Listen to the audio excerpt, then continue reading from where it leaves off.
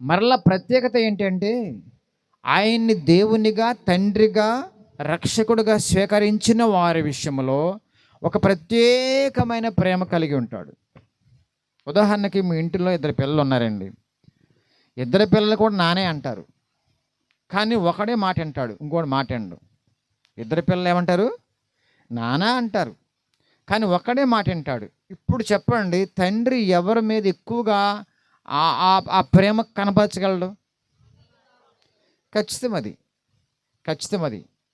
నాన్న పిలిచినంత మాత్రాన గమనించండి, నాన్నకు సంపూర్ణంగా అయిపోడు. కన్నాడు కాబట్టి, అన్ని కొన్నాడు కాబట్టి, అన్ని ఇచ్చాడు కాబట్టి నాన్న అంటున్నాడు. ఓకే, అంతవరకే. కానీ నాన్న చెప్పిన మాట వినటంలో ఉందే ఆ ప్రేమ గల పరిస్థితి, దాన్ని బట్టి ఇంకా ఎక్స్ట్రా లవ్ వస్తుంది. ఈరోజు నాడు గమనించండి, ప్రజలందరూ ఆయన తెలుసు. ఎంత బాగా తెలుసు అంటే, గమనించండి, ఎంత బాగా తెలుసు అంటే, ఈ లోకములో ప్రతి మనిషి కొరకు అద్భుతమైగా గాలంతా ఇచ్చాడు ఆయన. అందరికీ ఉందా గాలి? లేదా చెప్పండి. ఇంకా పుడుతున్న వాళ్ళు కూడా గాలి ఉందా లేదా? ఇప్పుడు ఎంత గాలి కావాలో అంత గాలి పెట్టేశాడు ప్రేమలో భాగంగా. ఇకపోతే నీరు, ప్రతి దేశంలో కూడా నీరు ఉన్నాయండి. నీరు ప్రకృతి పరంగా మనం పాడేసుకున్నాం కాబట్టి అక్కడక్కడ నీరు దొరకట్లా. ఎందుకంటే కనుక కలుషితం అయిపోయింది ప్రకృతి. ప్రతి దేశంలో కూడా తినడానికి ఆహార పదార్థాలు ఉన్నాయా లేదా? అంటే మీకు ఏం అర్థమైంది ఇప్పుడు? దేవుడు అందరిని ప్రేమించేవాడు, అందరినీ ప్రేమించేవాడు, ఒక్కొక్కరిని ప్రేమించేవాడు. ఇప్పుడు మనం ఏం చేయాలంటే గమనించండి, ఆ ప్రేమ లోతుల్లోకి వెళ్ళాలి మనం. దేవుడు సహజంగా అందరిని ప్రేమించేవాడే. ప్రపంచానికి దేవుడు ఒక్కడే ఉంటాడు. ఆ దేవుని ప్రేమ అందరికీ ఉంది. గాలి ఎక్కడన్నా ఒక గ్రామానికి ఆగిపోతే కనుక ఈ గ్రామం అంటే దేవునికి ఇష్టం కాదనుకుంటారా అనొచ్చు మనం. కానీ ఆ గ్రామానికి గాలి ఉంది, నా గ్రామానికి గాలి ఉంది, ప్రపంచమంతా గాలి ఉంది. అదే ఆ దేశంలో కూడా సూర్యుడు ఉంటాడు, నా దేశంలో కూడా సూర్యుడు ఉంటాడు, ఆ దేశంలో చంద్రుడు ఉంటాడు. అంటే ప్రకృతి మొత్తం అంతా కూడా దేవుడు మనుషులకు ఉచితముగా సమకూర్చి పెట్టేశాడు. రకరకాల పంటలు పండొచ్చాము. బహుశా ఒక దేశంలో గోధుమలు పండొచ్చాము ఎక్కువగా నేలను బట్టి, ఒక దేశంలో బియ్యం పండుతి. ఇది ఎందుకు పెట్టాడు దేవుడు చెప్పమంటారా? ఒక దేశం కలిసిమెలిసి ఉండమని. ఇది వరకు వస్తు మార్పిడి పద్ధతి తెలుసా మీకు? ఒక ఇంట్లో ఉప్పు ఉందనుకోండి, ఒక ఇంట్లో పప్పు ఉంటుంది. ఈ పప్పు ఆ ఇంట్లోకి వెళ్తే ఆ ఉప్పు ఇంటికి వస్తుంది. కొంత ఉప్పు పెడతానమ్మా, కొంత పప్పు పెడతావా? మా ఇంట్లో గోధుమలు ఉన్నాయి, ఒక బియ్యం ఇస్తావా? ఇది ఏంటి, దీన్ని ఏమంటారు అంటే ఒక దేశానికి కొంత కనెక్షన్ అన్నమాట, ఒక కుటుంబం కనెక్షన్ అన్నమాట.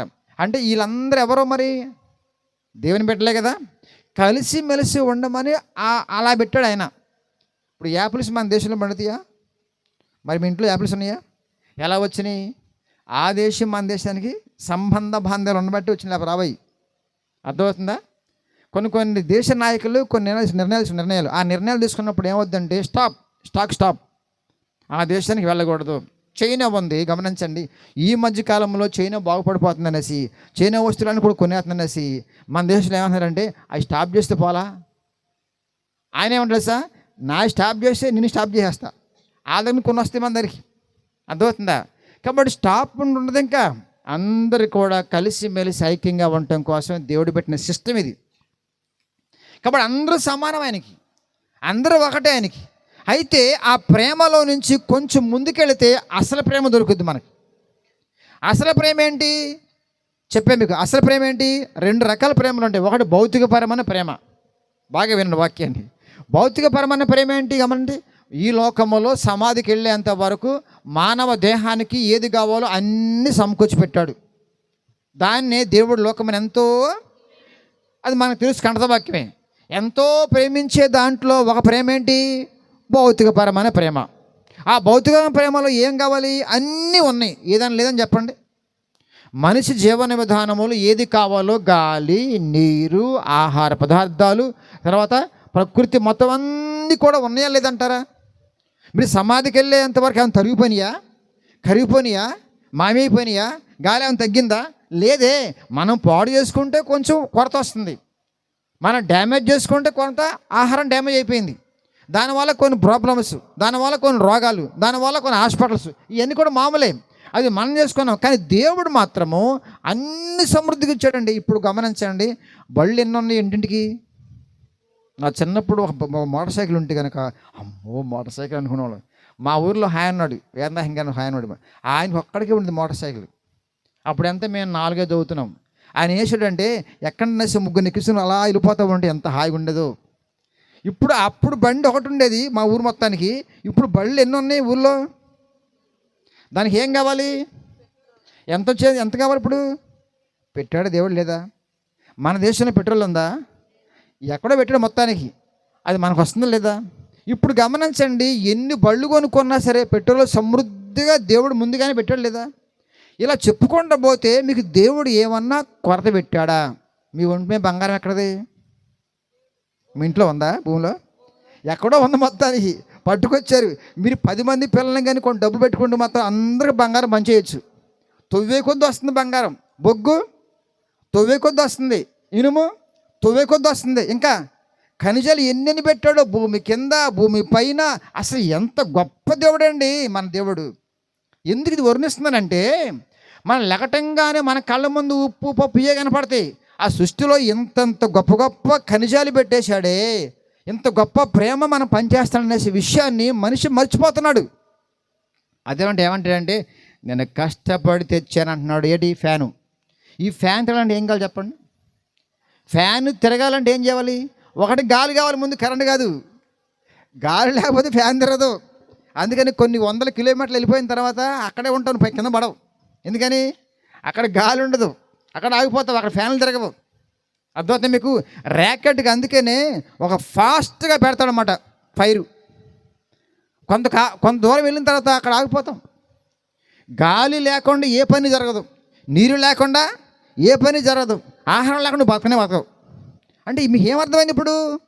దేవుని ప్రేమ ఎంత వివరణించినా సరే, ఎన్ని పుస్తకాలైనా చాలదు, ఎన్ని కళలు కూడా చాలవండి. ఈ ప్రేమ మురిసిపోయే ప్రేమ. దేవుడు ఎంత ముద్దంటే మనకి, మనం అంటే ఎంత ముద్దంటే, నా బిడ్డ సమాధికి వెళ్ళేంత వరకు చక్కగా జీవించాలి, ఒక ప్రేమ. రెండో ప్రేమ చెప్పమంటారా? ఇప్పుడు పాయింట్కి వచ్చేస్తాను. రెండో ప్రేమ ఏంటి చెప్పండి. ఇప్పుడు నీలో పెట్టిన ఆత్మ సంబంధమైన ప్రేమ. ఆత్మ సంబంధం ప్రేమ అంటే అర్థం ఏంటి గమనించండి. ఈ దేవుడు నీ బాడీలో ఆత్మని పెట్టాడు, దాన్ని ప్రాణం అన్నాము, ఆత్మ అంటున్నాం. అర్థం చేసుకోండి. ఇప్పుడు ఈ ఆత్మ ఏమైపోయింది? డ్యామేజ్ అయ్యింది.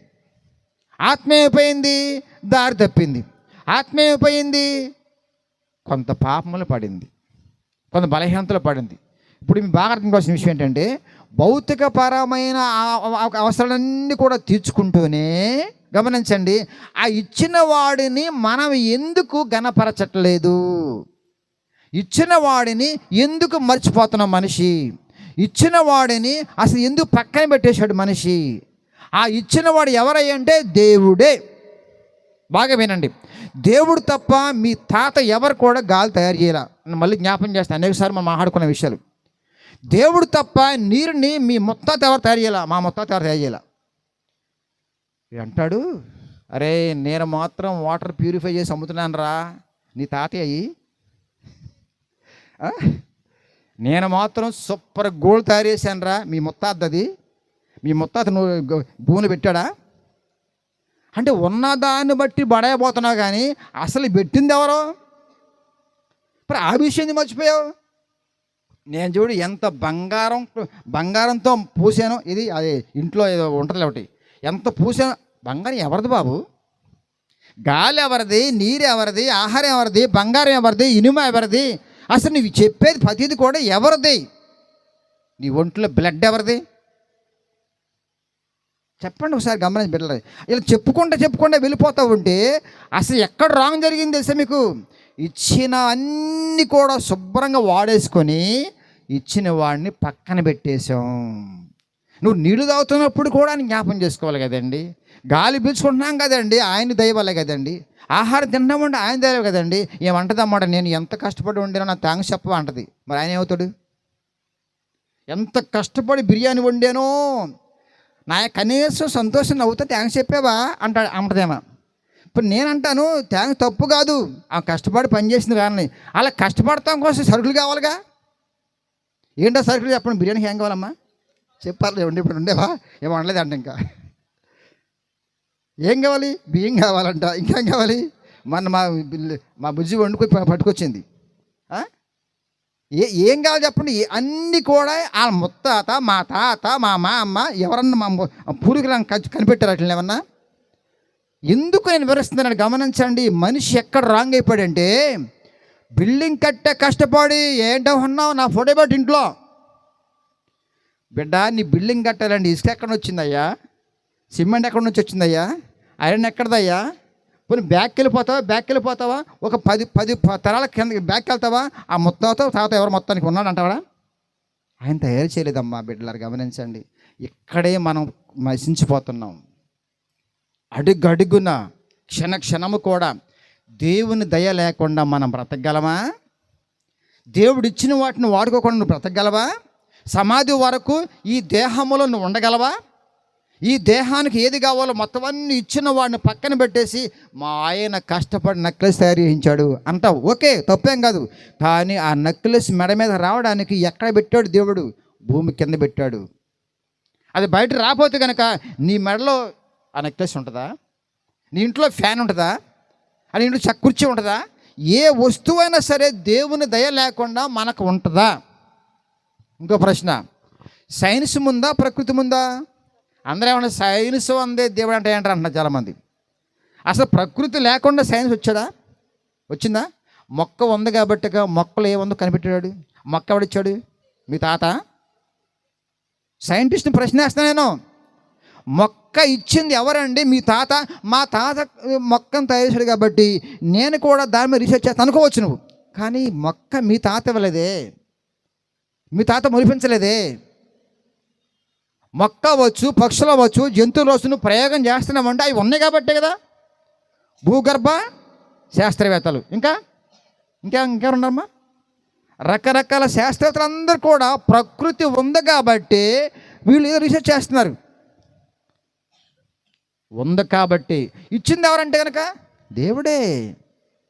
కాబట్టి ప్రకృతి ముందు తర్వాత మనిషి, తర్వాత నువ్వు అనుకో ఏమనుకుంటావో, సైన్స్ అంటావో ఇంకేదంటే మొత్తం నీకు ఇష్టం. కాబట్టి మెయిన్ దేవుడి దగ్గర నుంచి మొదలవ్వాలి. దేవుడు లేకుండా పిన్నిస్ కూడా గుండు సూది కూడా లేదు నీకు. ఉదయం బ్రష్ దగ్గర నుంచి పడుకునేంత వరకు కూడా ఏ వస్తువు అయినా సరే దేవుని దయ లేకపోతే నీ దగ్గర రాదది. అందు గురించి మనందరం కూడా దేవుని ప్రేమ ఒకటేంటంటే భౌతికపరమైన ప్రేమ. ఏ లోటు లేదు, ఎక్కడ రాజీపడల దేవుడు. చక్కనైన అందమైన ప్రకృతి మనకిచ్చాడు. ప్రకృతిలో ఎన్ని కూరగాయలు, ఎన్ని ఆకుకూరలు, ఎన్ని ఫ్రూట్స్, అసలు ఎన్ని రకరకాల ఫ్లవర్స్. ఎంజాయ్ చేయి బిడ్డ. నువ్వు లగ్జరీ లైఫ్ అనిపించాలి బిడ్డ ఈ లోకంలో. ఏం తక్కువైందండి? నెక్స్ట్ రెండోది, గర్భములో దేవుడు మనల్ని సృష్టించాడని. ఎంత మంచి బొమ్మలాగా ఉన్నామని అందరం కూడా. అబ్బా చక్కని ముద్దు పెట్టలా లేరా? మీ అమ్మే కదండి, దేవుడు ఎంతో మురిసిపోతాడండి మిమ్మల్ని చూసుకొని. చక్కని ఆకారాలండి ఇవన్నీ కూడా. బైబిల్ ఏముందమ్మా? పిండముగా ఉన్నప్పుడే నీ కన్నులు నన్ను. ఇక బైబిల్ వాక్యమా ఎంత అద్భుతమైన ప్రేమ అండి. ఒక ప్రేమ గురించి మాట్లాడుకుందాం ఇప్పుడు మనం. నువ్వు రూటు మాటానికి అవకాశం లేదు, యాంగిల్ తప్పడం అవకాశం లేదు. ఎందుకంటే ఏదో రకంగా ఉందలే గాలి పీల్చుకోండి అనుకుంటే అవకాశం లేదు. గాలి బ్యాక్గ్రౌండ్ దేవుడు, నీరు బ్యాక్గ్రౌండ్ దేవుడు, సృష్టి బ్యాక్గ్రౌండ్ దేవుడు, నీ బ్యాక్గ్రౌండ్ దేవుడు. టోటల్గా బ్యాక్గ్రౌండ్ దేవుడు తప్ప ఇంకొక మాట రాకూడదు. చదవమాట, నా అంతరింద్రియములను కల్లి గర్భములో నిర్మించిన వాడవు నీవే నాయన. ఇదంటే ఏంటది? ఆంతరింద్రియములను నీవే కలుగా చేస్తేవి. 9 నెలలలో తల్లి తింటది తప్ప లోపలింది అర్థం కదా ఆమెకి. ఇప్పుడంటే స్కానింగ్ మిషన్లు వచ్చినాయి కాబట్టి 3 నెలలకి 5 నెలలకి 6 నెలలకి బేబీ గ్రోత్ చూస్తున్నారు. అంతకుముందు ఏమన్నాయమ్మా? ఉన్నాయంటారా? అది కూడా బుర్రలో దేవుడు జ్ఞానం పెట్టాడు కాబట్టి కనిపెట్టాడు. ఇది పెట్టకపోతే కనిపెట్టింది లేదు అక్కడ. కాబట్టి పూర్వీకుల్లో ఏమి లేవండి. అది కదులుతూ ఉంటే అమ్మ పెట్టగలుగుతుంది అంటే అవనములు. అప్పుడు ఎవరు ఉండేవాళ్ళు? వీళ్ళు ఉండేవాళ్ళు. ఎవరాళ్ళు? మంత్రసానులు ఉండేవాళ్ళు. అర్థమవుతుంది మీకు? వాళ్ళు ఆటోమేటిక్గా ఆయుర్వేదం సంబంధించిన కొంతమంది ఉన్నవాళ్ళు అలాంటి వాళ్ళు కనిపెట్టేవాళ్ళు తప్ప అది కూడా కష్టమే. అయినా సరే దేవుని పని దేవుడు చేసుకుంటూ వెళ్ళాడు. దేవుని పని ఎక్కడన్నా ఆగుతుందా? నిజంగనక నువ్వు దేవుని తలవపోయినా, దేవుని పని అర్థం కాకపోయినా, నువ్వు ఎవరిని పడితే వాళ్ళు మొక్కినా సరే, గాలాగల, నీరాగల, ఆహారం ఆగల, ఏది ఆగలేదండి. ఇదన్నా ఆగితే అని అన్యాయస్తుడండి అని అనొచ్చు. నువ్వు సమాధి వరకు నువ్వు బతికేసావు కదండి అన్ని రకాలుగా. ఇంట్లో వస్తువులేంటి, ఒంటి మీద వస్తువులేంటి, ఒంట్లో ఆరోగ్యం ఏంటి, ఆహార పదార్థాలు ఏంటి, ఎక్కడైనా సరే దేవుడు అని తగ్గించాడా? నువ్వు తలిసినా తలవపోయినా ఆయన ప్రేమిస్తూనే ఉన్నాడు కదండి. అబ్బాయి ఎంత ప్రేమ అండి దేవుని ప్రేమ. తల్లి గర్భంలో రూపించింది కూడా ఆయనే కదండి. చదువు బుజ్జిగా, నీ హస్తములు నాకు అవయవ అద్భుతం వంటిదండి. నన్ను రూపించి ఉన్నావయ్యా. గర్భములో ఉండ నన్ను నువ్వు చూసావు, నీ కన్నులు చూసిన నన్ను పిండముగా ఉన్నప్పుడే నన్ను నీ కన్నులు నా మీద పడ్డాయి. నన్ను నిర్మించిన వాడవు నీవే.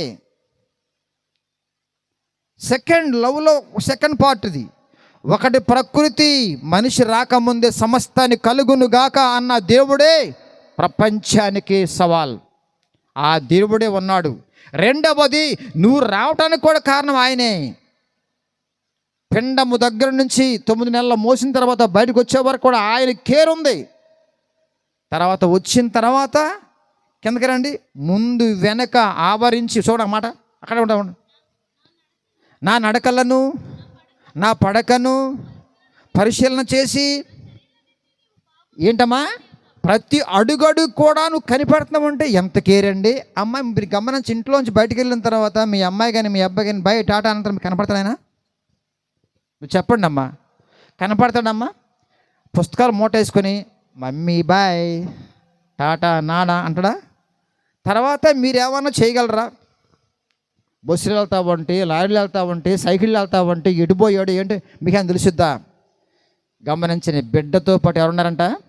చదువు మళ్ళీ మాట. నా నడకను, మనిషి మీద దేవుని ప్రేమ ఎంత గొప్పగా ఉంటుందో ఈ పిచ్చి వాళ్ళకి అర్థం కావట్లా. చదువునానా. నా నడకను నా పడకను నువ్వు పరిశీలిస్తున్నావు. నా ప్రతి క్రియాచర్యలన్నీ కూడా బాగుగా తెలుసుకుని బాగుగా. అమ్మకేం తెలుసు, నాన్నకేం తెలుసు నీ మైండ్లో? అసలు నువ్వు ఎడిపోతున్నావు, ఆమెకేం తెలుసు, ఆయనకేం తెలుసు అండి? ఎవరండి నీ బిడ్డకి సెక్యూరిటీ? ఎవరండి భర్త సెక్యూరిటీ? ఎవరు బాబు నీ భార్య సెక్యూరిటీ? ఎవరండి వృద్ధుల సెక్యూరిటీ? పిల్లలకి, పెద్దవాళ్ళకి, వృద్ధులకి అందరు కూడా ఎవరు సెక్యూరిటీ అండి? అక్కడ ఉంది దేవుడు మాట్లాడుతున్న మాట. అది ఓ భక్తుడు మాట్లాడుతున్న మాట. అది చదువు. వెనుకను ముందును ఆవరించి ఉన్నావు. నీ చెయ్యి నా మీద ఉంచి ఉన్నావు.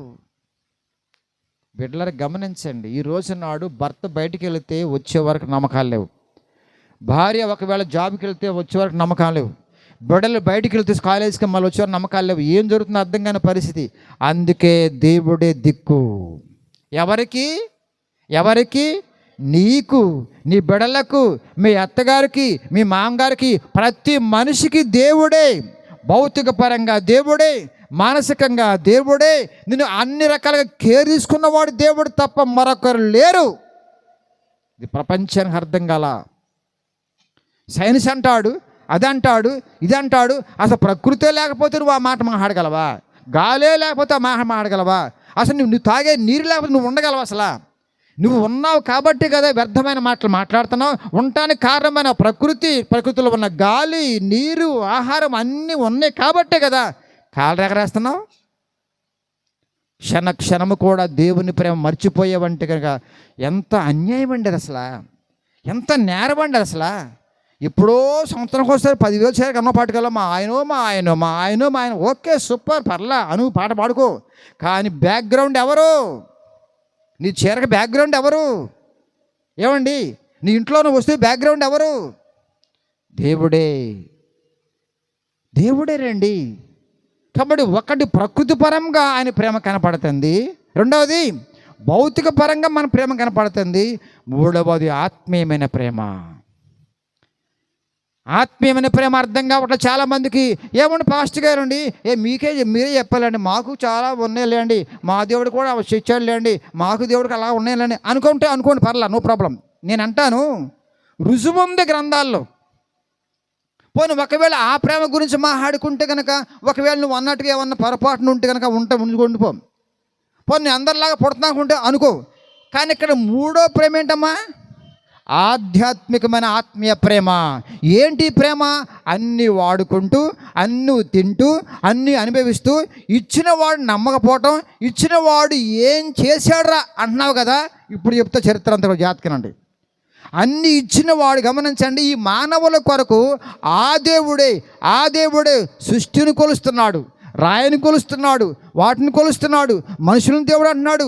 అన్నిటినీ రకరకాలుగా ఆయన కనిపించట్లేదు కాబట్టి అన్నిటినీ దేవుడు అంటూ అసలు ఆయన్ని మర్చిపోయాడు. కాబట్టే అందరి మధ్యకు వచ్చాడు యేసు రూపములో. ఆయన దేవుని కనపడను సారి. ఆయన వచ్చింది ఎందుకంటే నువ్వు కనపడలేదు అంటున్నావు కదా. కనపడలేదు కాబట్టి ట్యాంకే దేవుడు, కనపడలేదు కాబట్టి ఈ ఫ్యానే దేవుడు, కనపడలేదు కాబట్టి బగబగబగమండే శివుడు అని అన్నావు కాబట్టి ఆయన వేసాడంటే, అరే నా బిడ్డలు అన్నీ వాడేసుకొని నేనేం వీళ్ళ మధ్యన ఉండకూడదు, ఉంటే పేలిపోతారు, కాలిపోతారు. ఎందుకని దేవుని పవర్ వేరు, దేవుని మహిమ వేరు, ఆయన భయంకరుడు, ఆయన వాతావరణం వేరు, ఆయన పరలోకంలో ఉండేవాడు, ఆయనకి సపరేట్ సెక్షన్ వేరు. ఆయనకి ఈ లోకంలో మనుషులు ఉండేవాడు, మనుషుల మధ్యన దేవుడు ఉంటే నువ్వు పేలిపోతావు, కాలిపోతావు. ఆయన మహిమ అంత గొప్పది. అందుకే ఆయన వేశాడు, పరలోకములో ఆయన స్థానం పెట్టుకున్నాడు. అక్కడ నుంచి మొత్తం అంతా డీల్ చేస్తున్నాడు. ఓకే, అప్పుడు డీల్ చేస్తున్న క్రమంలో నువ్వేం చేయాలి? కనిపించపో నేనంటూ ఉన్నానంటే దేవుడు ఉన్నాడు కదా, దాని రుజువులు కూడా ఉన్నాయి కదా కొన్ని అని గ్రహించి నమ్మావా? నమ్మలేదు కాబట్టి ఆయన వేసాడు మళ్ళా ఈ లోకానికి దిగి వచ్చాడు మానవ రూపంలో, యేసు రూపంలో. దేవుడు నా మన స్తోత్రం గడిగా. యేసు రూపంలో ఈ లోకానికి దిగి వచ్చిన వాడే ఆనాడు గాలినిచ్చిన వాడు, యేసు రూపంలో దిగి వచ్చిన వాడే ఆనాడు ప్రకృతి మొత్తాన్ని సమకూర్చిన వాడు, యేసు రూపంలో ఈ లోకానికి వచ్చిన ఆ దేవుడే అన్నీ ఇచ్చినవాడు. ఆయన రుజువేంటండి? గాలి ఆగిపోమంటే ఆగిపోయింది, తుఫాన్ ఆగిపోమంటే ఆగిపోయింది, చేపలైన మాట అన్ని, గాడిదాని మాట అంది, పక్షులైన మాట అన్ని, ప్రకృతి మొత్తం ఆయన హ్యాండ్వర్లో ఉన్నాయి. చెప్పాలంటే సమయం చాలదు. రుజువు గ్రంథాలే కదండి. ఆయన వచ్చిన తర్వాత రుజువేంటంటే కనుక తుఫాను గద్దించాడు, తుఫాన్ ఆగిపోయింది. ఏమండి? తర్వాత పక్షులు కూడా ఆయన మాటల్ని, జంతువులు కూడా ఆయన మాటల్ని, అంటే చాలా రకాలుగా అద్భుతాలు చేస్తున్నప్పుడు రుజువులు ఉన్నాయి కదా, సజీవ సాక్ష్యాలు ఉన్నాయి కదా. అంటే ప్రకృతిని డీల్ చేసేది ఎవరు? చేసిన వాడే డీల్ చేయగలడు. ప్రకృతిని చేసిన వాడే డీల్ చేయగలడు, వాటిని కొనసాగించగలడు, వాటిని ఆపగలడు, వాటిని ప్రదర్శించగలడు ఆయన. మీకు అర్థం కావాల్సిన విషయం ఏంటంటే, యేసు వచ్చాడు ఈ లోకానికి, కరెక్టేనండి. మరి యేసుక్రీస్తు ప్రభువు వచ్చిన తర్వాత మాకేమిచ్చాడు? ఇదే ప్రశ్న. నేను అంటాను ప్రశ్న, అది మీ అందరికి కూడా బాగా నాది. ఏమేమి వాళ్ళు చెప్పండి. ఇప్పుడు మీకు ఏం కావాలి? పర్లేదు మాట్లాడండి, మీకు ఏం కావాలి? లేదంటూ ఉందా? చెప్పరేంటమ్మా బిడ్డలారా? ఇప్పుడు మీరు ఏమంటారంటే కనుక 10 లక్షలు అప్పు అయిపోతే తీర్చొచ్చు కదా. అప్పులు ఏం చేసుకున్నావు? అప్పు మహా ముప్పు కదా. చేసుకునేది నువ్వా? తెచ్చేది ఆయన, దేవుడు అందుకు వచ్చాడా? ఇప్పుడు నేను ఏమంటానంటే, ప్రకృతి అంతా ఉచితంగా ఇస్తే నువ్వు స్వార్థాలు పెంచుకొని, నాదిరదని పీక్కుని లాక్కుని స్వార్థాలు, జైళ్ళు, ఎన్ని చావులు, చంపుకోవడాలు, ఇవన్నీ కూడా నువ్వు చేసుకున్న దరిద్ర పని వల్ల రకరకాలుగా పాపం పెరిగిపోయి, స్వార్థం పెరిగిపోయి, ఏమీ దొరకకుండా చేసుకుంటా ఉంటే ఆయన ఏం చేయగలడు? ఇప్పుడు కరువు కారణం ఏంటి చెప్పండి ఒకసారి? దోపిడేగా. ఎవరు దోసుకుంటున్నారు? దేవుడా? మనుషులు దోసుకుంటున్నారు కదండి. ఆయన ఏం చేయగలడు? ఇప్పుడు చూసి బాధపడుతున్నాడు. అందుకే ఈ పాపాలు, నేరాలు, ఘోరాలు, జైళ్ళు, కోట్లు, దరిద్రాలు ఇవన్నిటి వల్ల పాపం పండి పాడైపోతున్నారు. కాబట్టి దేవుడు గ్రహించుకొని, ఇలా కాదు, వీళ్ళకి సమృద్ధిగా ఇచ్చాను, స్వార్థాలు పెరిగిపోయినాయి, పాపం పెరిగిపోయింది, తల్లికి బిడ్డకి పడట్లేదు, భార్య భర్తలు పడట్లేదు, పక్కోళ్ళు పడట్లేదు, మొత్తం అందరూ నశించిపోయి నరకమునకు వెళ్ళిపోతుందనేసి జాలితో మళ్ళా ప్రేమతో ఆయనే మానవాకారముతో లోకానికి వచ్చాడు. శరీరముతో ఈ లోకానికి వచ్చాడు. Super powerful love. ఒక దేవుడి సింహాసమే నుంచి కోటాను కోట్ల దూతల మధ్యన సుఖవంతంగా, సౌకర్యవంతంగా, విలాసవంతంగా, గొప్ప మహిమలో ఉన్న దేవుడు నీ కొరకు ఈ లోకానికి వచ్చాడంటే సూపర్ లవ్. ప్రపంచానికి సవాల్. ఎందుకంటే మరొకరు నాకు కనిపించాల 6 సంవత్సరాల్లో. నా రీసెర్చ్లో 6 సంవత్సరాల్లో అనేక గ్రంథాలు తిరిగేస్తే అలాంటి గొప్ప దేవుడు మరొకరు నాకు కనిపించలా. మనిషిని ప్రేమించి వెతుక్కుంటూ వచ్చి లోకానికి మానవుడిగా ఈ కష్టాలేంటి అండి? మట్టి లోకంలో ఎందుకంటే మహిమ దేహంలో ఉన్న దేవుడు ఆ మహిమని విడిచిపెట్టేసి నీ కొరకు ఈ లోపే నువ్వు అనేక మతాలు అంటావు, అనేక వర్గాలు అంటావు, అనేక కులాలు అంటావు, దరిద్రాలన్నీ కూడా పెట్టుకుని పెంటలో ఉన్నావు నువ్వు. ఆయన వచ్చాడు, బిడ్డ ఇవన్నీ నువ్వు పెట్టుకున్నావురా, ఇవద్దు, నేను కావాలి, నీకు మోక్షం కావాలి నీకు అనేసి ఈ లోకానికి వచ్చి ఏ పాపంలో మునిగిపోయావో, ఏ వేదనలో మునిగిపోయావో, ఏ కష్టంలో మునిగిపోయావో, ఏదైతే నిన్ను బలహీనపరిచి నశించిపోయి నరకామనకు తీసుకెళ్తుందో దాని కొరకు ఆయన ప్రాణం పెట్టాడు. బాబా, ఆయన ప్రాణం పెట్టాడు. సుఖాల కోసం రాలా, ఇంకేదో సంపాదించుకోవడం కోసం రాలా, అంతా అయిందే. కానీ మొత్తం నీకు ఇచ్చేశాడు. ఇచ్చిన తర్వాత నువ్వు వాడుకుంటూ రూట్ మార్చావు, యాంగిల్ తప్పావు, హృదయం మారింది, మనసు మారింది. ఎవరిని పడితే వాళ్ళని దేవుడు అంటున్నావు, దేని పడితే వాళ్ళని దేవుడు అంటున్నావు. చివరికి నువ్వు పాపంలో మగ్గిపోయి నశించిపోయి నరకమునకి వెళ్ళిపోతున్న జాలిపడి ప్రేమతో నీ పాపమంతా ఆయన మీద వేసుకుని ప్రాణం పెట్టిన ప్రేమికుడు నా యేసయ్య. దేవుని నామమున స్తోత్రం. ఇప్పుడు గమనించండి, దేహానికి అన్నీ ఉన్నాయి, ఎక్కడ మిస్ అవ్వాల. బాధ చేసుకోండి. పాపము నాకు ఆయన మళ్ళీ సపరేట్ ప్యాకేజ్ ఏంటంటే ప్రాణమే పెట్టేసి ఈ పాపము నుంచి బయటపడేసి ఒక సిస్టాన్ని పెట్టాడు ఆయన. ఇప్పుడు మనిషికి ఏం కావాలి? ఇప్పుడు బాధ చేసుకోండి, సమాధి వరకు అన్నీ ఉన్నాయి, కానీ మనిషికి ఏం కావాలి? సమాధి తర్వాత ఉండే జీవితం కావాలి. ఓహో, ఇదొక రహస్యం అండి. ఉంది, పరలోక రాజ్యం ఉంది, భూలోకం ఉంది, కింద నరకం ఉంది, ముల్లోకాలు ఉన్నాయి. ముల్లోకాలను సృష్టించిన దేవుడే. అయితే నరకం నీ కోసం కాదు, మనల కోసం కాదు. ఆ సరంజం వేరు, సాతానుగాడు వంచల కోసం నరకములో ఎవరు పడాలో ఆడి కోసం అది. కానీ నువ్వేం చేసావంటే సాతానుగాడు మాట వినేసి, నీ దేహం మాట వినేసి, ఈ లోకంలో అన్ని రకాల పాపాలు చేసేసి వాడితో పాటు నరకానికి వెళ్ళిపోతావు ఉంటే స్టాప్ అన్నాడు యేసయ్య. వచ్చేసి అడ్డం గెలిపాడు అంతే. వెళ్ళిపోతున్న జనాంగనంతా కూడా ఆపేసి, వద్దు, నేను వచ్చాను రే బిడ్డ, నీ ఏ పాపం కోసమైతే నరకంలో పడిపోతున్నావు ఆ పాపము కొరకు ప్రాణం పెడతానే బిడ్డ, ఆగో.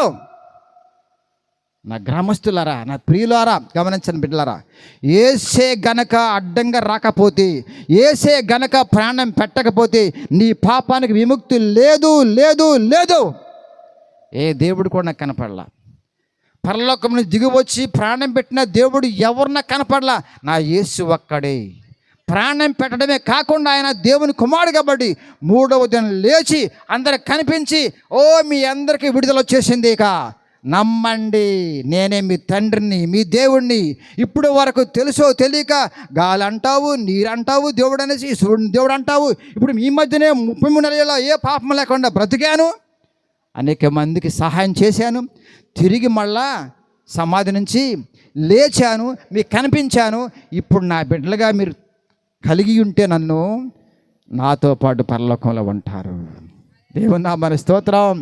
ఈ ప్యాకేజ్ సెకండ్, థర్డ్ గమనించండి, ఈ థర్డ్ ప్యాకేజీ ఎవరి వల్ల అయింది? భౌతిక పరంగా అన్నీ ఉన్నాయి కాబట్టి ఎవరిని కొలుతానని, ఓకే, నీ ఇష్టం, నాయన చేయగలను. పోనీ మానసికంగా ఏదో ఉందిలే, ఓకే, అందులో పుట్టానులే, ఓకే. కానీ ఆత్మ సంబంధమైన ప్రేమ ఎవడి వల్ల అవుద్ది?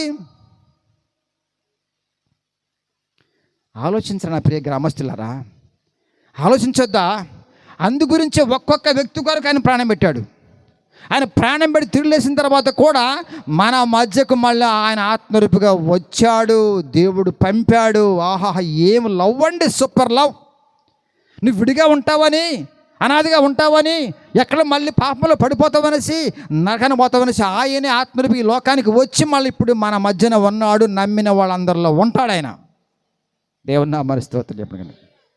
ఎవరు నేను మాట అంటాను, 33.5 ఏళ్లలో యేసుక్రీస్తు ప్రభువారు ఇశ్రాయేలు దేశంలోనే ఉన్నాడు, ఓకే.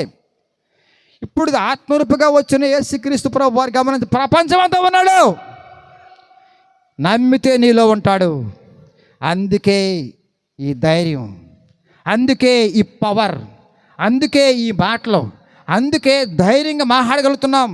ఎవరండి సాక్ష్యాలు చెప్పేది? నా బ్రతుకు మారింది అని చెప్పేవాళ్ళు ఎవరంటే యేసు నమ్మిన వాళ్ళు మాత్రమే. దొంగలు మారారంటే యేసు ప్రభు దయ వల్లే. విద్వేషాలు మారని అని బైబిల్లో ఉన్నవాళ్ళు తప్ప కాకుండా అనేక మంది మార్పు చెంది మైకి పట్టుకుని కులము లేదు, మతం ఏ భేదం లేదు, నా జీవితంలో మార్పు వచ్చింది. ఆయన నిజమైన దేవుడు నీకు సజీవ సాక్ష్యం చెప్తున్నారు వాళ్ళందరూ కూడా. మరి నీ పరిస్థితి ఏంటి? ఎన్ని ప్రసంగాలు చేసి ఉంటాం ఈ గ్రామంలో, ఎన్ని కోటలు పెట్టాం ఈ గ్రామంలో. ఎన్నాళ్ళ వరకు పాపములోనే మగ్గుతూ శాంతి లేకుండా, నెమ్మది లేకుండా, బిడ్డల మాట వినకపోయినా నువ్వు మాట ఎంతవరకు భయంకరమైన కుటుంబాలుగా ఉండి నరకానికి వెళ్తావు బిడ్డ. నెమ్మది వద్దా? మేము సంపాదించుకున్నామండి ఇంట్లో వస్తువులు, మా పిల్లలు పెళ్లి చేసేవాడిని ఇదో రకంగా, మంచి కోళ్ళు వచ్చేసిందండి మనకు, ఇవన్నీ చెప్పుకుంటే వెళ్ళిపోతున్నా. పరలోకం ఉందా నీకు? మనశ్శాంతి ఉందా నీకు? సమాధి యువతల వరకు శాంతి, సమాధానము, నెమ్మది, ప్రేమ, ఓర్పు, సారము, ఈ ఆస్తులన్నీ కూడా ఎవడిస్తాడండి? మీ బాబా? నా బాబా? ఎవడి వల్ల కాలా? ఎవడి వల్ల కాల? నా వల్ల కాల, మా నాన్న వల్ల కాల, మళ్ళీ ముత్తాత వల్ల కూడా కాల, నా యేసు వల్ల అయ్యింది. ఆయన నమ్మాను కాబట్టి, ఆయన దిగొచ్చాడు కాబట్టి, నాకు ఏమైతే వ్యర్థమైన పనికి మాల చెత్తంతా నా హృదయంలో ఉందో దాని కొరకు ఆయన ప్రాణం పెట్టాడు కాబట్టి, నాన్న నన్ను క్షమించిన కడుగయ్యా అన్నాను. మొత్తం అంతా కూడా శుద్ధీకరించాడు. ఇప్పుడు నంబర్ 1 దేవుని బిడ్డగా నేను మారిపోయా. అందుకే అరుస్తున్నా బిడ్డలారా, నా గ్రామస్తులాగా అర్థం చేసుకొని ఈరోజు నాడు ఒక ప్రేమ ఉందా? ఓకే, నాకేం అవట్లా అనుకుని భ్రమలో ఉన్నావా? సమాధానం నీ పరిస్థితి ఏంటి? బంగారం ఉందా? సమాధానం నీ పరిస్థితి ఏంటి? కానీ ఆత్మకు రక్షణ ఉందా? అది లేకపోతే సమాధి తర్వాత ఇంకొక లోకం ఉంది. ఏంటది? నరక లోకం ఉంది. ఇది భయపెడతం కోసం మాట్లాడలా. నరకములో పడిన వ్యక్తి అరుస్తున్న అరుపులు చూద్దాం ఒక్కసారి చూడండి. ఇది భయపడటం కోసం అంటలా. ఇప్పుడు భూమి మీద ఉన్నావు, 90 అవుతావు, 100 అవుతావు, 80 నీ ఇష్టం, ఏదో రకం అవుతావు. దేవుడు ఆయుష్ ఇస్తాడు ఖచ్చితంగా. కానీ బ్రతికి సమాధి తర్వాత ఉండే లోకం గురించి కూడా పరిచయం చేస్తాం మీకు. ఏంటి ఆ లోకం అంటే కనుక గమనించండి. యేసు లేకుండా, రక్షణ లేకుండా, పాపం పోకుండా గమనించండి, రెడీగా ఉంది. ఏంటది? నరకము. నరకములో పడిపోయిన వ్యక్తి అరుస్తున్నాడు. అక్కడ ఏమవుతుందమ్మా? అయ్యా అబ్రహమా, నేను ఈ అగ్నిలో కాలిపోతున్నాను, అయ్యో కాలిపోతున్నా. ఎవడండి కాపాడేది? నరకంలో పడితే నువ్వు ఎవడ, ఇంకెవరో దిక్కులేదు. ఇంకా బ్రతుకున్నప్పుడే సమాధి యువతలే, యేసయ్యా నాకు నీతో పాటు ఉండాలయ్యా, పరలోకములో ఉండాలయ్యా, నువ్వు తప్ప నా దిక్కులేసి ఎప్పుడైనా నమ్ముతావో వస్తావో అప్పుడు నరకం లేదు, సాతాను లేదు, పాపం లేదు, ఏం మొత్తం బంద్. యేసు బిడ్డగా ఆయన ఒళ్ళో ఉంటా, సంఘములో ఉంటా, సాకునితో ఉంటా, వాక్యంలో బ్రతుకుతా, అనేక మందికి వెలుగ్గా ఉంటా, ప్రపంచానికి సవాల్గా ఉంటా. అది నీ లైఫ్, సూపర్ లైఫ్. అది ఆ లైఫ్ ఎవరు ఇవ్వలేరు, నా యేసు తప్ప. దేవునా మన స్తోత్రం. ఏమొస్తున్నామైనా నేను ఈ అగ్ని జ్వాలలో నిజంగా జరిగిన సంఘటన. ఒక పట్టణములో ఒక ధనవంతుడు దేవుని నమ్మకుండా విర్రవీగుతూ పైచ్యంతో ఉంటూ దేవుని గణపరచకుండా వ్యర్థముగా ఉన్న జీవితం జీవించి చచ్చిపోయాడు, నరకానికి పోయాడు. అక్కడ ఏముంటుందమ్మా? అగ్ని ఉంటుంది. పడిపోయాడు, అరుస్తున్నాడండి. ఏమని? అయ్యా అగ్నిలో కాలిపోతున్నాను, అయ్యా కాపాడయ్యా కాపాడే. అయిపోయింది బిడ్డ, సమాధి అవతల నువ్వు తీసుకునే నిర్ణయం. నా ప్రియ గ్రామస్తులారా, బ్రతుకున్నప్పుడే దేవుని నమ్మాలి. చనిపోయిన తర్వాత అవకాశం లేదు. 3 లోకాలు ఉన్నాయి, మనం మధ్యలో ఎలాడుతున్నాం. కింద పడతావో పైకి వెళ్తావో, చాయిస్ నీకే. కింద పడాలన్నా చాయిస్ నీదే, పైకి రావాలన్నా నిర్ణయం నీదే. పైకి రావాలంటే కనుక గమనించండి, నీవు అనుకున్నట్టుగా అంత ఈజీ కాదు అది. దేవుని నమ్మితే, నీ కొరకు రక్తం కార్చి ప్రాణం పెట్టి తిరిగి లేచి ఆయన నేనేని బిడ్డ అని చెబుతున్న ఆ దేవుని నమ్మకపోతే మోక్షం లేదు బిడ్డలారా, పరలోకం లేదు. ఎందుకంటే ఎందుకు చెప్తున్నానంటే, పరలోకం నుంచి వచ్చిన వాడు భూమి మీదకి వచ్చి మళ్ళీ భూమి మీద నుంచి పరలోకం వెళ్ళిన వాడు ఒక దారి వేసింది ఆయన తప్ప ఎవరు కనపడలే నాకు ప్రపంచంలో 6 ఏళ్ళ ఐడబ్లో. ఇప్పటికీ నేను కనుక్కుంటున్నాను, ఎవరు లేరు నాకు. పరలోకము నుంచి భూలోకానికి వచ్చి భూలోకంలో ప్రాణం పెట్టి తిరిగిలేసి మళ్ళీ పరలోకం వెళ్ళి ఆత్మరూపిగా వచ్చిన మహా గొప్ప దేవుడు ఆయన తప్ప నాకు ఎవరు దొరకలా. అందుకే ఆయన నమ్ముకున్నా. తర్వాత ఈ రోజున ధైర్యంగా ఉన్నా. ఇప్పుడు కన్ను మూస్తే పరలోకంలో ఉంటా. నాతో పాటు నా గ్రామస్తులందరూ ఉండాలి. 90 అవుతావో, 80 అవుతావో, 100 అవుతావో, తర్వాత నీ క్లోజ్ ఈ లోకములో, తర్వాత స్టార్ట్ అవ్వద్దు అసలైన జీవితం. అది పరలోకములో జీవితం. పరలోకములో ఆయన ఎలా ఉన్నాడంట చూడండి, ఇక్కడ కింద ఉంటాడు. పరలోకములో ఉన్న మనిషి ఎలా ఉన్నాడు ఇప్పుడు? అక్కడ నెమ్మది పొందుచుండెను. నెమ్మది లేదు ఇక్కడ, శాంతి లేదు ఇక్కడ, ప్రేమ లేదు ఇక్కడ, బిడ్డల మధ్యన, భార్యాభర్తల మధ్యన, అత్తమామల మధ్యన, బంధువుల మధ్యన ఏం లేవు. సమాధి వరకు ఎవరండి నీ ఫ్రెండ్ చెప్పండి ఒకసారి. సమాధి వరకు ఎవరు వస్తారు మీతో పాటు? ఎవరు లేరండి. ఎవరికి వాళ్ళే ఏమన్నా తీరండి. ఖచ్చితంగా చివరి వరకు నీతో ఉండేవాడు నా యేసు ఒక్కడే. ఆయన నమ్మితే నీతోనే ఉంటాడు. కాలేజీకి వెళ్ళినా, బయటికి వెళ్ళినా, పొలంకి వెళ్ళినా, ఇంట్లో ఉన్నా, బెడ్ మీద ఉన్నా, పేషెంట్గా ఉన్నా, ఆరోగ్యంగా ఉన్నా, ఏ రకంగా ఉన్నా సరే యేసుని విడిచిపెట్టడు. ఆత్మరూపిగా నీలోనే ఉంటాడు నమ్మితే. అది కదా నా ధైర్యం, అది కదా సంఘస్థుల ధైర్యము, అది కదా మన ధైర్యము. మా పిల్ల ఎలా అనేసిందండి అంటదే. ఎందుకందో ఏసు ఏమండి నిన్ననేమండవు, ఏసుని నేమండు. నా భర్త అనేసాడండి అంటాడు. ఏసుని ఒక్క మాట అండు. ఎన్ని చేసామో, ఎన్ని మాటలు మాట్లాడుతున్నామో, ఎన్ని వ్యర్థమైన అయినా యేసు ప్రభు ఎప్పుడు కూడా చంపేలా, నరికేలా, కొట్టేలా ఒక్క మాట మాట్లాడలే. ఆయన ప్రేమతో అమ్మా మార్రా బిడ్డ, నేను ఉన్నాను, పశ్చాత్తపడమ్మా, పరలోకం రావాలి బిడ్డ అనేసి ముద్దు మాటలతో, చక్కనైన మాటలతో ఆదరించి, ధైర్యపరిచి, బలపరిచి, కష్టాల్లో, బాధల్లో, ఇరుకుల్లో, ఇబ్బందుల్లో, చచ్చిపోయే పరిస్థితుల్లో కూడా దేవుడు లేవనెత్తి మళ్ళా నీతోనే ఉంటున్నాడు ఆయన. సజీవ సాక్ష్యాలు చాలా ఉన్నాయి ఇక్కడ. ఇంకేం కావాలి బిడ్డలా గమనించండి. మీకు ఏం కావాలి చెప్పండి. ఇప్పుడు కన్ను మూసే వరకు కూడా దేవుడు అన్నీ ఇచ్చాడే. కన్ను మూసిన తర్వాత స్టార్ట్ అయిపోయింది అసలైన జీవితం. యుగములు పరలోక రాజ్యములో ఉంటాం. దేవుని నామమున స్తోత్రం చెప్పండి గట్టిగా. యుగములు. ఇక్కడ వృద్ధాప్యం వచ్చింది, మళ్ళీ యవ్వన కాలం వస్తుంది. అక్కడ అర్థమవుతుందా? అక్కడ దూతల్లాగా ఉంటాం.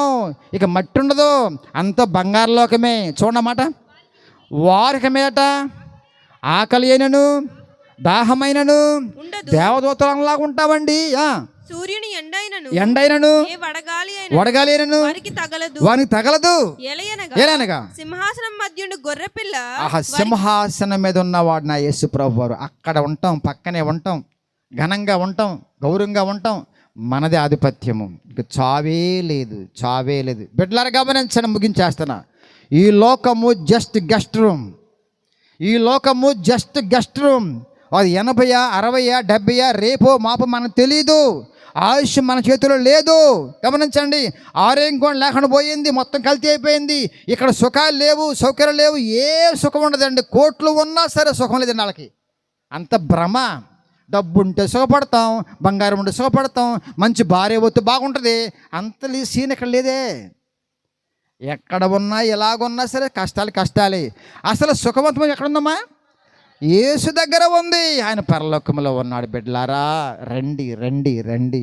భ్రమలో ఉండబాకండి. ఎన్నిసార్లు అరిసినా సరే అలాగే మేము ఉంటామంటే కనుక మేమేం చేయలేం, ప్రార్థన చేయటం తప్ప. అయినా సరే దేవుడు జాలిపడి మళ్ళీ ఈరోజు కుమారి ద్వారా మరొక్కసారి ఈ గ్రామానికి వాక్యం ఇస్తున్నాడు, ఈ సంఘానికి వాక్యం ఇస్తున్నాడు, ఈ కుటుంబానికి వాక్యం ఇస్తున్నాడు. తీసుకోండి, రండి. క్లారిటీ కావాలా? ఇక్కడే మా ఇల్లు, మీ పక్కనే మా ఇల్లు, మీ ఇంట్లో మీ మధ్య తిరుగుతూ ఉంటాను. నా పండు పర్లా, ప్రశాంతం మీతో మాట్లాడుకుందాం, పోహాడుకోవద్దు. ప్రశాంతం మాట్లాడుకుందాం. క్లారిటీ ఇస్తా, ఫుల్ క్లారిటీ. యవనస్తులా, పెద్దవాళ్ళ, వృద్ధులా, ఏ సమస్య అయినా ఉండవండి, చక్క ప్రశాంతం మాట్లాడుకుందాం. అన్నింటికీ పరిష్కారం నా యేసే పరిష్కారం. అందుకే నీ జీవితాలను మార్చిన యేసు ప్రభువుని గణపరుద్దాం. కుటుంబాలు మార్చిన దేవుని గణపరుద్దాం. గ్రామాలు కూడా మారిపోతున్నాయి. ఏ దేశంలోకి వెళ్ళినా సరే బైబిల్ ఉంటుంది. ఏ దేశంలో ఏ ప్రాంతంకి వెళ్ళినా ప్రతి గ్రామాలు కూడా చర్చెస్ ఉంటాయి. ఏ గ్రామంకి వెళ్ళినా బైబిల్ ఉంది. ప్రతి గ్రామంలో సేవకులు ఉంటారండి. కానీ మిగిలిన వాళ్ళు ఉన్నారా? దేవుడు ఒక్కడే ప్రపంచానికి. కుల మత ఏ భేదం లేదండి, అందరిని ప్రేమించేవాడు ఆయన. కాబట్టి నీకు, నీ కుటుంబానికి ఆధారం ఎవరై అంటే యేసు ఒక్కడే. కావాలా బిడ్డలారా? సమాధి యువతల జీవనం కోసమే నువ్వు ఉన్నావా? నువ్వు భ్రమలో ఉన్నావు. సమాధి తర్వాత నిజమైన జీవితం మొదలవుతుంది. ఆ జీవితం మరొక్కసారి మీకు పరిచయం చేస్తున్నాడు దేవుడు. నేనున్నాను బిడ్డ, అక్కడ ఉందాం మనందరం కూడా. ఈ లోకం మొత్తం కాలిపోబోతుంది, అదే యుగాంతం అంటుందని. దాన్ని ఏమంటారమ్మా? యుగాంతం రాబోతుంది త్వరలోనే. ఎవరెవరో అన్నారులే, అది జరగలా. కానీ దేవుడు అన్నాడు త్వరలో అవుతుంది. ఎప్పుడంటే కనుక నువ్వు ఇంకా మారలేదు కాబట్టి లేట్ అవుతుంది. ఇంట్లో మీ పిల్లలు మారలా, కన్నీరు కాచండి మీరు మారి. మీ భార్య మారలా, ఏడవండి మార్చుకోండి. నీ భర్త మారలా, ఏడవండి. అందుకోసమే దేవుడు రాకడ ఆలస్యం అవుతుంది, యుగాంతం ఆలస్యం అవుతుంది. ఎందుకంటే ఆయన ప్రేమ గలవాడు. ఆయన అందరు మారాలని బైబిల్ ఏముందమ్మా? కొందరు ఆలస్యమైన ఎంచుకున్నట్లు ప్రభువు చేసిన వాగ్దానము ఉంటుంది. ఆలస్యము చేయవాడు కాదు కానీ ఎవడైనా సరే, మీ అత్త, మీ మామ, నీ బిడ్డ, మీ కోడలు అందరు కూడా ఏమమ్మా మారు మనసు పొందాలని దీర్ఘశాంతముతో ఆయన టైం ఇస్తున్నాడు. ఆయన అందరూ మారు మనసు పొందాలని ఆయన నమ్ముకోవలసి టైం ఇస్తున్నాడు. ఆయన తుఫాను వచ్చినా కొద్దిపాటు ఊపాడు ఎంతలాగా ఓ పక్కన, అందరు తెలియాలండి. కానీ ఈ మధ్యకాలం ఏం జరిగింది? ప్రపంచం అంతా కరోనాతోనే ఊపేసింది. అయినా బుద్ధి వచ్చిందా? రాలా, మళ్ళీ మామూలైపోయారు. మళ్ళీ ఈ మధ్యకాలం మళ్ళీ అక్కడక్కడ లాస్ ఏంజల్లో తగలడిపోయింది. ఏం జరుగుతుందండి ఇక్కడ? ఏం మీ అర్థమవుతుంది మీకు? అక్కడక్కడక్కడక్క జస్ట్ చులక్కమాట అలా ఎలక్ట్ అవడం కోసం. కానీ మళ్ళీ మామూలైపోతున్నారు కదా బిడ్డలారా. కాబట్టి అగ్ని వచ్చినా, తుఫాను వచ్చినా రాపోయినా, అగ్ని వచ్చిన రాపోయినా, జబ్బు వచ్చిన రాపోయినా సరే చివరికి సమాధికి రెడీ. అది 80, 90 రేపా మాప చెప్పలేము. కానీ ఒకటి మాత్రం వాస్తవేనండి, తర్వాత ఉండే జీవితం ఒకటి ఉంది. అది నీకు తెలియట్లేదేమో, బహుశా ఇక్కడ ఉంది గ్రంథంలో, నేను పట్టుకున్న దాన్ని. అందు గురించి ఆ లైఫ్ కోసమే, ఆ జీవితం కోసమే నేను రెడీగా అవుతున్నాను. అందుకే రెడీ అయ్యేలోపు, చచ్చేలోపు మీ అందరిని కూడా ఒకసారి చక్కగా దేవుని నడిపించాలని ఆశ తప్ప మరొక స్వార్థం నాకు లేనే లేదు. దేవుని కనపడండి ఒకసారి. యేసును నమ్ముకుని ఏమైతే అనిపిస్తున్నానో మీరు అందరూ అనిపించాలి. అలాగా ఆ ఆనందము, ఆ సంతోషము, ఆ నెమ్మది, ఆ ధైర్యము, ఆ మనోవిశ్వాసము అందరు కావాలండి. అది కోట్లు పెట్టిన మీకు దొరకవాయి. ప్రపంచానికే నాయకుడు ఆయన. కాబట్టి బిడ్డలు గమనించండి, యేసు త్వరగా రాబోతున్నాడు. నువ్వు బ్రతికుంటే పరలోకం వెళ్ళిపోతావు, చనిపోతే ఇంకా హాయ్ పరలోకం వెళ్ళిపోతావు. నమ్మిన వారందరికీ కూడా చనిపోయినా బ్రతికినా దేవునితో ఉంటాం, దేవుడు మనతో ఉంటాడు. దేవుని నామమున స్తోత్రం. ఇది ఒరిజినల్ లైఫ్, ఇది ఒరిజినల్ లైఫ్. ఆయన పక్కన పెడితే డూప్లికేట్ లైఫ్. ఆయన ప్రక్కన పెట్టావో అంతా డూప్లికేటే, ఒరిజినాలిటీ లేదు.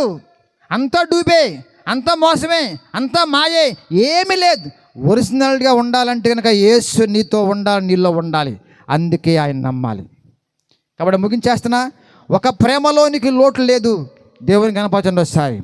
రెండో ప్రేమను పుట్టావు, దేవుని కనపరచండి ఒకసారి. మూడో ప్రేమ ప్రాణాత్మ దేహాల విషయంలో ఆత్మకు ప్రాముఖ్యత ఇచ్చి నీ పరలోక రాజ్యానికి సిద్ధపడటం కోసం ఆయన లోకానికి వచ్చి నీ కొరకు ప్రాణం పెట్టి తిరిగి లేచి పరలోకి వెళ్ళి ఆత్మరూపిగా వచ్చాడు. ఆయన సంచారం చేస్తున్నాడు, మీ ఇంట్లోనే ఉన్నాడు. ఆయన నమ్మితే నీ ఒంట్లోకి వస్తాడు. వచ్చిన తర్వాత నువ్వు హీరో, సూపర్ పవర్. పాపము నుంచి, సాతాను నుంచి, లోకము నుంచి తప్పించుకుంటూ మనం పరలోకం వెళ్ళిపోతాం. అట్టి కృప మీకు, మన గ్రామానికి అనుగ్రహించును గాక. ప్రార్థన చేసుకుందాం. కళ్ళు మూసుకొని తల వంచండి. ప్రార్థన చేసుకుందాం. కళ్ళు మూసుకొని బిడ్డలారా.